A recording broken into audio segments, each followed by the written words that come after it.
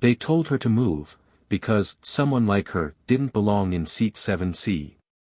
Under the harsh daylight of Flight 982, Aisha Grant, a young black woman just trying to rest, became a target of quiet humiliation. Passengers laughed, the attendant smirked, and she swallowed her pride in silence. But when the captain collapsed midair, every eye turned to her. The same woman they dismissed, now held their lives in her hands. Cameras clicked. The engines screamed. The air inside Flight 982 was cold enough to sting. Aisha Grant, a 25-year-old black woman in a white camisole and denim shorts, dozed off in seat 7C. Then a sharp voice woke her. "Miss, this section's for premium passengers only." She opened her eyes, startled.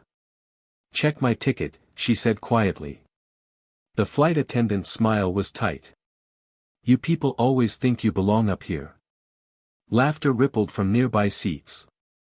Aisha looked out the window, jaw trembling, but she didn't move. The engines roared. The humiliation stayed. The turbulence started small, a faint rattle underfoot.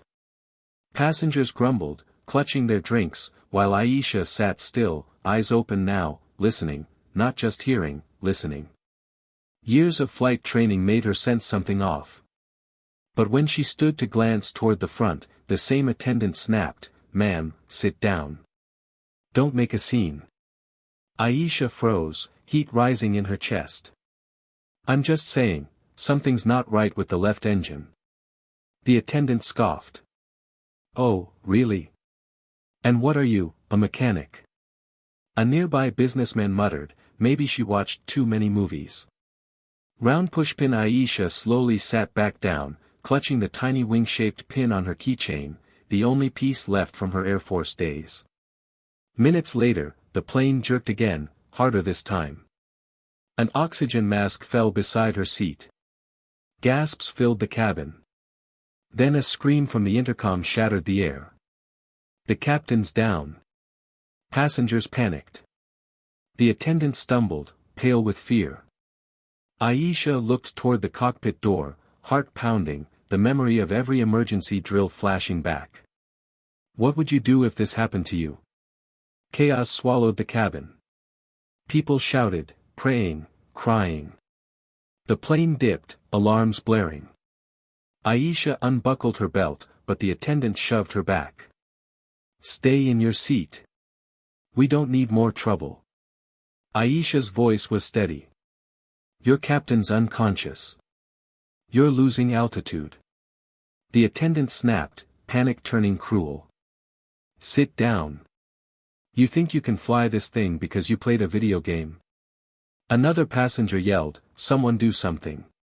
Then the intercom crackled, the co-pilot's frantic voice, "If anyone here has flight experience, anyone, we need help."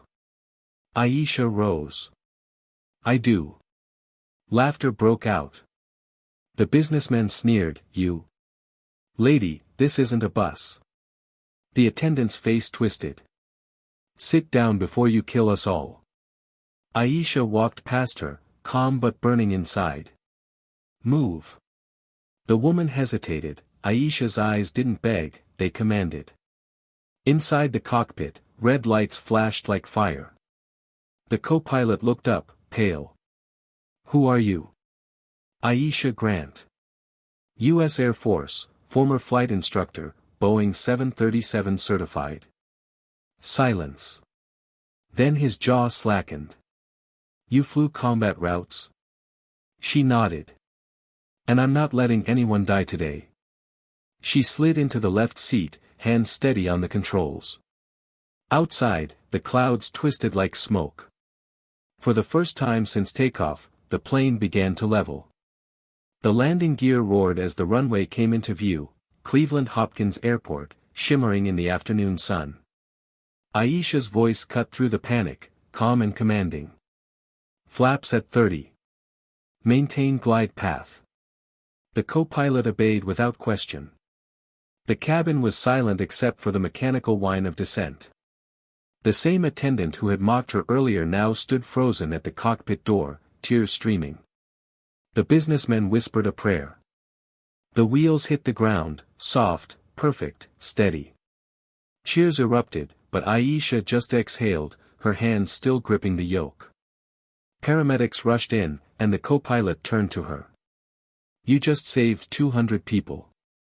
She met his gaze, exhausted. "I just did what I was trained to do." As passengers disembarked, the attendant whispered, "I'm so sorry." Aisha smiled faintly. "Don't be sorry. Be better." Outside, cameras flashed. The world finally saw who she really was.